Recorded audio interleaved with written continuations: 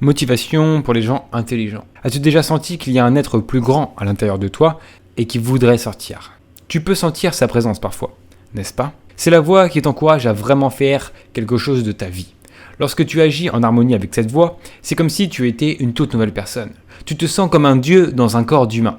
Tu es audacieux et courageux. Tu es fort. Tu es imparable. Mais alors, la réalité s'installe. Et bientôt, ces moments sont de l'histoire ancienne. Où est passée cette voix puissante ? Souffres-tu simplement d'illusions de grandeur ? Il n'est pas difficile de se mettre temporairement dans un état émotionnel de pouvoir.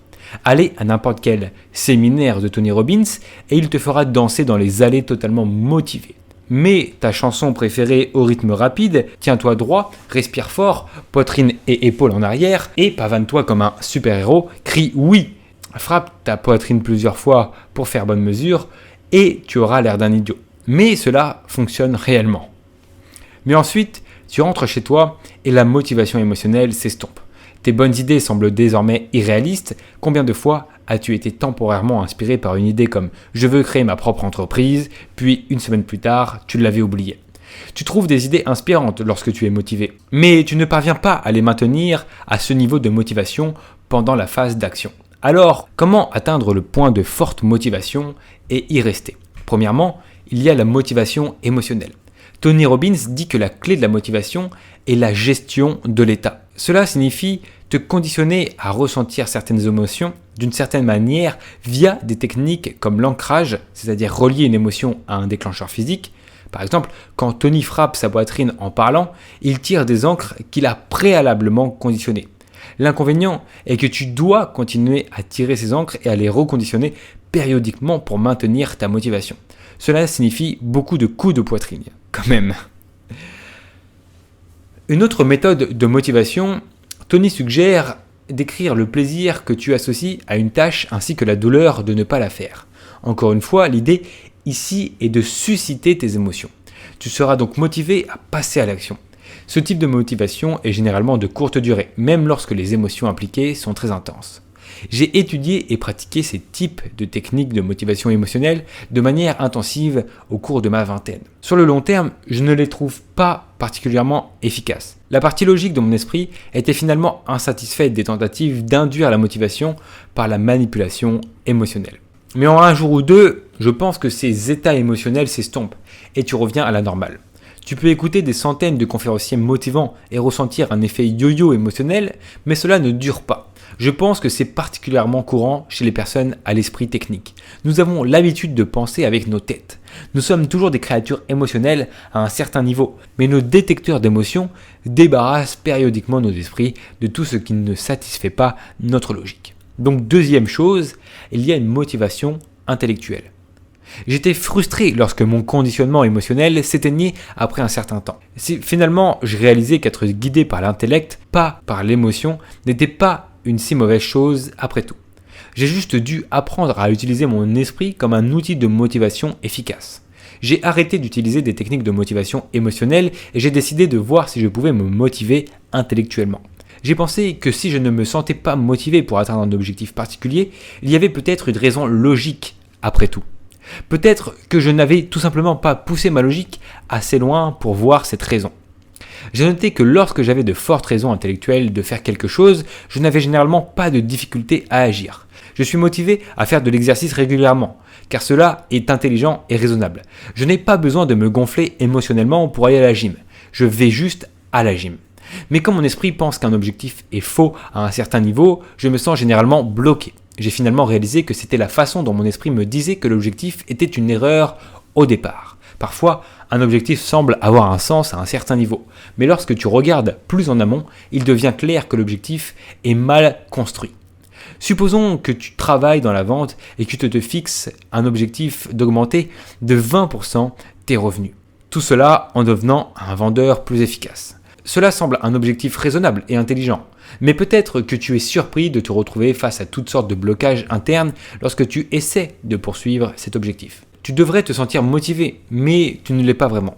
Le problème peut être à un niveau plus profond. Ton esprit sait que tu ne veux pas du tout travailler dans la vente, par exemple. Le problème peut être à un niveau plus profond. Peut-être que ton esprit te dit que, au final, inconsciemment, tu ne veux pas avoir une carrière dans la vente. Ce que tu veux vraiment, c'est être musicien. Ainsi, peu importe à quel point tu te pousses dans ta carrière de vendeur, cela sera toujours une impasse pour créer la motivation. Tu ne convaincras jamais ton esprit d'abandonner ton rêve le plus important, c'est-à-dire d'être musicien. Lorsque tu te fixes des objectifs trop petits et trop timides, tu souffres d'un manque perpétuel de motivation. Essaie toutes les techniques de conditionnement émotionnel que tu souhaites, mais ne perds pas ton temps. Au fond, tu connais déjà la vérité. Tu as juste besoin de rassembler le courage de connaître tes vrais désirs. Ensuite, tu dois faire face aux doutes de toi et à la peur qui te font penser trop petit. Il n'y a pas moyen de contourner cela si tu veux éprouver une motivation durable. Ironiquement, la vraie clé de la motivation est de se fixer des objectifs qui te font peur. Je recommande de travailler sur ces questions dans ton journal. Écris une question telle que « Pourquoi je ne me sens pas motivé pour atteindre cet objectif X ou Y ?» Écris ensuite la réponse qui te vient à l'esprit. Tu constateras souvent que la source de tes blocages est que tu penses trop petit. Tu laisses les peurs, les excuses et les croyances limitantes te retenir. Ton subconscient sait que tu t'es installé dans la morosité.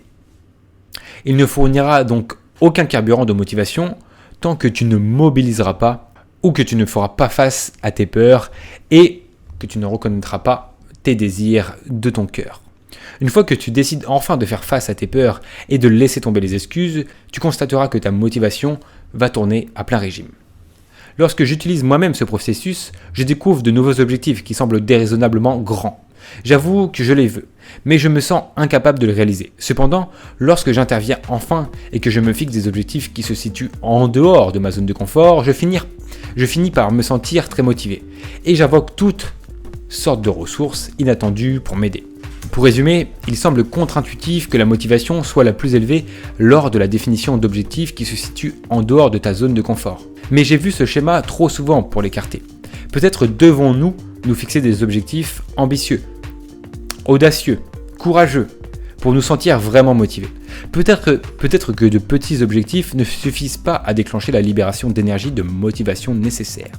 Si nous pensons qu'un objectif est trop facile, nous n'engagerons pas toutes nos ressources internes. Ce n'est que lorsque nous nous fixons des objectifs déraisonnables que toutes nos ressources internes sont mises en ligne, y compris la motivation et le dynamisme.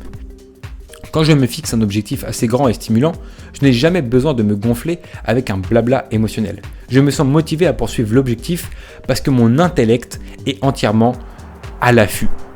Je me retrouve juste à faire ce qui doit être fait. Aucun battement de poitrine est requis. Aucun ancrage est requis. Alors, qu'est-ce que tu penses de ces notions que j'ai évoquées avec toi? Qu'est-ce que tu penses du fait de mettre en avant la motivation intellect plutôt que la motivation émotionnelle? N'hésite pas à me répondre dans les commentaires. C'était un article et des idées de Steve Pavina que j'adore et que j'ai voulu te partager. C'est un article qui date de juillet 2006, donc il est vieux et je veux le remettre au goût du jour sur le fer de lance en te proposant cette vidéo. Si tu l'as aimé, bien sûr, n'hésite pas à mettre ton plus beau pouce bleu. Si tu veux plus et tu as faim, n'hésite pas à t'abonner à cette chaîne YouTube pour recevoir toutes mes prochaines vidéos.